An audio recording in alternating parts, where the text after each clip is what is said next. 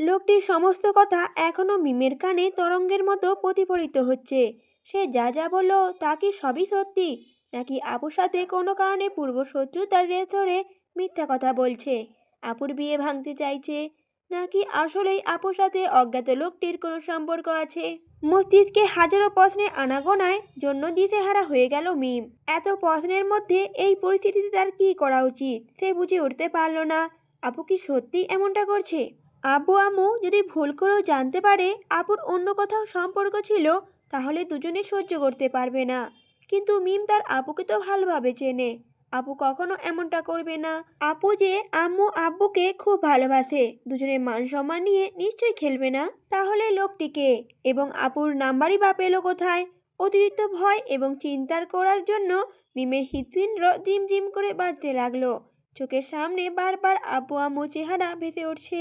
এত বড় ধাক্কাটার সম্মুখীন হয়ে স্থিরভাবে দাঁড়িয়ে থাকতেও ভীষণ কষ্ট হচ্ছে মিমের। এপাশ ওপাশ ফিরে একটি চেয়ার দেখতে পেয়ে ফোন নিয়ে বসে পড়ল সে। অত্যাধিক চিন্তিত প্রবণ হওয়ার কারণে নানা ধরনের চিন্তা মিমের মস্তিষ্ক চেপে ধরতে বসলো।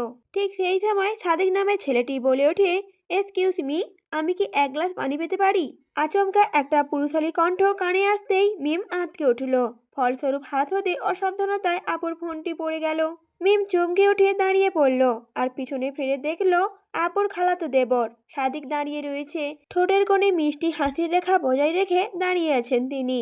মিম কিছুক্ষণ অন্যমনস্ক থাকায় ঘাবড়ে গিয়ে জিজ্ঞাসা করল, আপনি কি কিছু বললেন? সাদিক মিমের প্রতিক্রিয়া দেখে মৃদু হেসে দিলেন। অতঃপর বিনা বাক্যে পেয়ে আপুর ফোনটি তুলে মিমের হাতে তুলে দিয়ে বললেন, এত ঘাবড়ে গিয়েছেন কেন? Any problem? মিম ভয়ে উত্তেজিত হয়ে দ্রুত মাথা নাড়িয়ে না করল। মিমের কাণ্ড দেখে সাদিক মুচকি হাসল। তারপর আন্তরিকভাবে বলে উঠল, একটু সাবধানে চলবেন। এভাবে হুট করে ঘাবড়ে যাওয়া মানুষকে সকলে কিন্তু আরো ঘাবড়ে দিতে চায়। আর যদি ঘাবড়েও যান সেটা বাইরে প্রকাশ করবেন না। কথাগুলো বলে আবার মৃদু হাসলেন। ওনার এমন ব্যবহারে মুগ্ধ চাহনিতে ক্ষণিকের জন্য ওনার দিকে চেয়ে রইল মিম। কিন্তু ওনার কিছু বুঝে ওঠার পূর্বেই মিম দ্রুত সহিত নিজেকে সামলে নিয়ে জিজ্ঞাসা করল, কিছু চেয়েছিলেন আপনি? সাদিক প্রতি উত্তরে আবার হেসে বলল, হ্যাঁ চেয়েছিলাম। এক গ্লাস পানি পেতে পারি কি? ছাদে পানি খাওয়ার মতো ব্যবস্থা নেই, বিধায় জিজ্ঞেস করলাম। ছাদে পানি খাওয়ার ব্যবস্থা না থাকায় ওনার কথা মিম খানিকটা বিব্রত বোধ করলো। তবুও ঠোঁটের কোণে ভদ্রতা সূচক হাসি এনে বলল, জি জি অবশ্যই, আপনি একটু দাঁড়ান, আমি এখনই নিয়ে আসছি। এই বলে মিম পা বাড়ালো। কিন্তু সাদিক মিমের পথ রোধ করে বললেন, আপনার যদি কোনো প্রবলেম না থাকে তাহলে কি আমি আপনার সাথে নিচে যেতে পারি? মিম কোনো চিন্তাভাবনা না করেই বলল, জি জি অবশ্যই। কথা শেষ হতে না হতেই দুজনে স্টেজের পিছন হতে বেরিয়ে এসে রেলিংয়ের ধার ঘেঁষে হাঁটতে লাগলো। আচমকা পিছন হতে কে যেন বিস্মিত কণ্ঠে বলে উঠল, কিরে সাদিক, তুই তো সেই চালু চিজ রে, এত তাড়াতাড়ি বিয়ানকে পটিয়ে ফেললি? অজ্ঞাত কণ্ঠে অনুসরণে মিম এবং সাদিক ঘাড় ঘুরিয়ে তাকিয়ে দেখলো আপু সহ প্রত্যেকে তাদের দিকে তাকিয়ে কেমন করে হাসছে। ব্যতিক্রম শুধুমাত্র ছিল আদ্রিতের চেহারায়, যে কোনো হাসি দেখলো না। তখন যেভাবেই বলে ওঠে, তলে তলে টেম্পু চালাও তাই না? এত ফাস্ট হলি কবে থেকে? এসেই মিমকে পটিয়ে ফেললি? যেভাবেই কথা শুনে মিম খানিকটা লজ্জায় মিয়ে গেল। কিন্তু সাদিক তৎক্ষণাৎ যেভাবেকে শুধরে দিয়ে শান্ত কণ্ঠে বললেন, ভাবি, আমি শুধু পানি খেতে যাচ্ছিলাম নিচে। শুধু শুধু ছোট্ট একটা বিষয় নিয়ে তোমরা মেয়েটার মজা নিচ্ছ।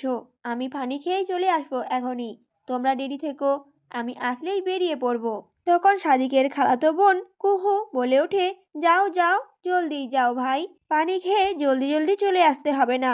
সময় নাও তুমি, যতটা সময় লাগে নাও, আমরাও ওয়েট করব। ঠিক আছে? কথাটা বলেই কুহু সহ সকলে মিলে হেসে উঠল। মিম এবং সাদিক আর এই মুহূর্ত না দাঁড়িয়ে সেখানে স্থান ত্যাগ করলো আর সিঁড়ি বেয়ে নিচে চলে এলো। ডাইনিং এর কাছে আসতেই ছোটখাটো একটা মাছের বাজারের মনে হলো চেঁচামেচির শব্দ শুনে। কিন্তু মিম আর সাদিকের উপস্থিতিতে মুহূর্তেই সকলে চুপচাপ হয়ে গেল। আম্মু এগিয়ে এসে জিজ্ঞাসা করলো মিমকে, কি হলো, তুই এখানে কেন? মিম সাদিককে দেখিয়ে বলল, আম্মু, ইনি আপুর মামাতো দেবর হয়। ছাদে পানি খাওয়ার ব্যবস্থা না থাকায় নিচে এসেছেন। মিমের কথা শোনা মাত্রই আম্মু সময় নষ্ট না করে ডাইনিং হতে একটি কাঁচের গ্লাস নিয়ে ভালো মতো ঘষে মেজে পরিষ্কার করলো। অতঃপর জগ হতে পানি ঢেলে সাদিকের দিকে এগিয়ে দিয়ে বললেন, মিমের মা বললেন, কিছু মনে করো না বাবা, ছাদে পানির একটা জগ ছিল, তবে তা অপরিষ্কার হয়ে যাওয়ায় রুমে নিয়ে আসি। পরে আবার জগ রেখে আসবো, তা আর মনে ছিল না। কিছু মনে করো না, কেমন? আম্মুর কথায় সাদিক চেয়ারে বসতে বসতে আন্তরিকতার সহিত হেসে বললেন, আরে আন্টি, এত প্যানিক হওয়ার কিছুই নেই। It's okay. বিয়ে বাড়ি ব্যস্ততা বুঝতে পেরেছি। আপনি নিশ্চিন্তে থাকুন। সাদিকের আশ্বাসে আম্মু এবার গোপনে দীর্ঘশ্বাস ফেললেন। এদিকে মিম দাঁড়িয়ে দাঁড়িয়ে নিশ্চুপভাবে আর্যকে রুমে উপস্থিত প্রত্যেকের চাহনি দেখছে। উপস্থিত সকলের চাহনি স্বাভাবিক মনে হলেও আনোয়ার দাদির বাঁকা চাহনিতে মিম খানিকটা ঘাবড়ে গেল। মিম একটা শুকনো ঢোক গিলে কোনো রকম কথাবার্তা ছাড়াই উপরে চলে এলো। আর কিছুক্ষণ পরে সাদিকও চলে এলো। আর সাদিক ফিরে আসতেই সকলে খাওয়া দাওয়ার জন্য প্রস্তুত হলো। আপুর শ্বশুর বাড়ির লোকেরা। তারপর খাওয়া দাওয়া করে যে যার বেরিয়ে গেল। সকলে বেরিয়ে যাওয়ার পর মিম আবার তাসরিম মিলে আপুকে নিচে নিয়ে এলো। রাতে সবাই মিলে বেশ গল্প গুজবে ব্যস্ত ছিল। তখন আব্বুর রুম থেকে আব্বুর গাম্ভীর্যপূর্ণ ডাক শুনতে পেয়ে মিম ও আভা একে অপরে মুখ চাওয়াচাই করলো। আন্দাজ করে নিল ঘূর্ণিঝড় আসার পূর্বে নীরবতা এটি। মিম আর আভা আপু সহ একে একে সকলে আব্বুর রুমে উপস্থিত হলো। রুমে ঢুকতেই ছোটখাটো পঞ্চায়েত দেখে ভয়ে মিমের হাত পা অসাড় হওয়ার জোগাড়। মামি, খালামণি, চাচি, চাচু, আম্মু, দাদি এবং আনোয়ারা দাদি পুরো রুম জুড়ে ছড়িয়ে ছিটিয়ে বসে আছে। তাদের দেখে মিম শুকনো একটা ঢোক গিলে আব্বুকে জিজ্ঞেস করলো, আমাকে ডেকেছেন আব্বু?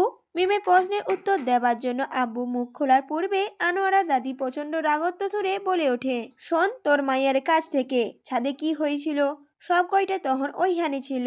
জিজ্ঞাস কইরে দেখ ওই পোড়া নাফিসারে ছুঁয়েছে কিনা। কর জিজ্ঞাস। দাদির কথা শেষ হতে না হতেই আব্বু শীতল চাহনি তাদের উপর পড়ল। তৎক্ষণাৎ তারা একসঙ্গে মাথার নিচে নামিয়ে ফেলল। আনোয়ারা দাদি পুনরায় নিজের সমস্ত রাগ ক্ষোভ প্রকাশ করে ব্যস্ত হয়ে পড়লেন। আমি কইছিলাম ওমর বংশে মাইয়ার বিয়া না দিতে, কিন্তু কেডা শুনে কার কথা? তোরা আমার কথা কান আমারলেই নিলি না। ওর শ্বশুর বাড়ির লোকজন কত বড় লোক দেখছিস? ওদের বড় লোক ঘরে আমাগো মাইয়া গেলে কি ঠিক থাকবো? অমন মডার্ন পরিবারে বিয়া দিতে না করেছিলাম, দেখ এখন অবস্থা। ছি ছি। কথাগুলো বলে কিছুক্ষণ চুপ করে রইল। তারপর আবার বলল, ওগর মামি চাচিরাও তো অহন ওখানে ছিল, ওরা কিছু কয়নি কেন? ছ্যা, সাইলা আর রেনু, কও তোমরা দেখি। তোমরা তো অহন ওখানে ছিল, তোমরা কিছু পোলারে কিছু কও না কেন? মিম তখন মাথা উঁচু করে দেখলো মামি আর চাচি আনোয়ারা দাদির আচমকা প্রশ্নের আঘাতে প্রচণ্ড ঘাবড়ে গিয়েছেন। আনোয়ারা দাদি পুনরায় তাদের কাছে কৈফিয়ত চাইলে চাচি দাঁড়িয়ে বললেন, ফুপু, ওই ছেলেটা একদম হঠাৎ করে নাফিজার গালে হলুদ লাগিয়ে দিয়েছিল। এভাবে হঠাৎ করে করায় আমরা কিছুই বুঝে উঠতে পারিনি। এবার আনোয়ারা দাদি প্রচণ্ড তেতে গেলেন আর বলে ওঠেন, তখন কইবার পারছিল না তো কি হয়েছে? ওরা তো কইবা নাকি তখনও জবাবে তালা লাগানো ছিল। আর ওই পোলা মাইয়া গো তোমার ছাদেই বা উঠিবার দিছিলা কেন? নাস্তা খাইয়া নিশ্চয়ইকা বিদায় কইয়া দিতা। চাচি নীরবে দাঁড়িয়ে রইল। মিম পুনরায় লক্ষ্য করলো আম্মু তাদের দিকে গরম চোখে তাকিয়ে আছে। আনোয়ারা দাদির কথা শেষ হতেই আব্বু ফোঁস করে নিঃশ্বাস ছেড়ে বললেন, আচ্ছা ফুপু, শান্ত হন, যা হওয়ার তো হইয়া গেছে। শুধু শুধু এখন চিৎকার চেঁচামেচি করে কি লাভ? কাল বাদে পরশু মেয়েটা বাড়ি ছেড়ে চলে যাবে। আজ অন্তত আর কিছু বলতে পারল না। আনোয়ারা দাদি পূর্বে সুরে বললেন, তো কি হয়েছে? মাইয়া চলে যাইব দেখা হ্যার সব খুন মাপ করুম নাকি? তোমাকে তো বুদ্ধি সুদ্ধি সব লোপ পাইছে দেখছি। মাইয়া নাচতে নাচতে কইল ওই বড়লোক পোড়ারে বিয়া করব। আর তোমরা তো রাজি হইয়া গেলে। ক্যারে নাফিসা, তোর ওই পোলারে এত পছন্দ হয়েছে? ওই পোলার মধ্যে তুই দেখছসটা কি? টেহা পয়সা নাকি ঢুক? ওহো, বুঝছি। দুইটা দেখাই তুই বিয়াতে রাজি হয়েছিলি, তাই না? আনোয়ারা দাদির এরূপ কথা শুনে মিম স্তম্ভিত হয়ে দাঁড়িয়ে রইল। উনি আপুর সম্পর্কে এমন বাজে কথা বলে বসবেন তা মিম কল্পনাতেও ভাবতে পারেনি। আনোয়ারা দাদির কথা শেষ হতে না হতেই দাদি এক প্রকার হুঙ্কার তুলে বললেন, আনোয়ারা, তোমার সাহস তো কম না? আমার নাতনিরে তুমি এসব কইতেছ কোন মুখে? আমাদের দাদির কথা শুনে আনোয়ারা দাদি বিন্দুমাত্র বিচলিত হলেন না, বরং উল্টো দাপট দেখিয়ে বললেন, ঠিকই তো কইছি ভাবি, কম পয়সাওয়ালা বাপের মাইয়া হইয়া অত বড় বাড়ি যাওনের লাইগা উঠে পড়ে লাগছে। বুঝতাছি তো, এই মাইয়া তো এমন লোভী হে, আগে তো জানতাম না। লোভী তো লোভী, সাথে বেহায়াও আছে মাইয়া। এবার আনোয়ারা দাদিকে মাঝপথে থামিয়ে তার লাগাম টেনে ধরল আব্বু। প্রধানিত স্বরে বলল, অনেক হয়েছে ফুপু, আপনি বড় বলে আপনাকে সম্মান করছি, কিন্তু তাই বলে কি আমার মেয়েকে যাচ্ছে তাই বলে যাবেন? আপনি কি ভেবে ওকে লোভী বলেছেন? ও ইমাদকে পছন্দ করেছে বলে? ইমাদও ওকে পছন্দ করে। এখন যদি ছেলেটা বড়লোক ঘরে হয় তাহলে কি সেটা নাফিজার দোষ? ও আব্বুর কথা শেষ হতে না হতে আব্বু কাঁদতে কাঁদতে রুম থেকে চলে যায়। মিম তৎক্ষণাৎ আবু পিছু গেল না, কারণ এ মুহূর্তে আবুর পিছু গেলে আবু মিমকে ঠিকই পাঠিয়ে দেবে। তাই মিম সিদ্ধান্ত নিল আবু কিছুক্ষণ সময় কান্না করে খানিকটা হালকা হয়ে নিক, তারপর যাবে। আপাতত আনোয়ারা দাদির মুখে ওসব কিছু না বললে স্বস্তি পাবে না মিম। আপু যেতেই আব্বু পুনরায় আনোয়ারার দাদির উদ্দেশ্যে বললেন,